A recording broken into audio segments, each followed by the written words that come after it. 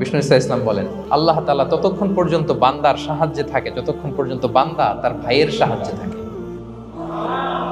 আপনি আপনার ভাইরে হেল্প করবেন, আপনাকে হেল্প করার জন্য প্রস্তুত কে প্রিয় ভাইরা?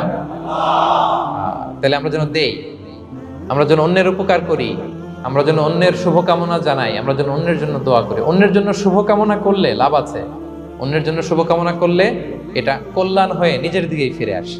রাসূল সাল্লাল্লাহু আলাইহি ওয়াসাল্লাম হাদিসে বলেন, মা মিন আবদিন মুসলিমিন ইয়াদউ লি আখিহি বিযাহরিল গায়বি ইল্লা ক্বালাল মালাকু ওয়ালাকা বিমিসলিন।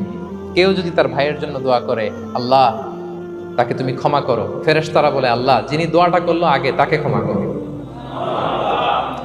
আপনি যদি বলেন, আল্লাহ আমার ভাই অসুস্থ, আল্লাহ তাকে সুস্থ করো, ফেরেশতারা বলতে থাকে, আল্লাহ যিনি দোয়া করলো তার যদি কোনো অসুস্থতা থাকে তুমি আগে তাকে সুস্থ করো। তাহলে অন্যের জন্য শুভকামনা, অন্যের প্রতি হেল্পিং হ্যান্ড দিলে লাভ না লস?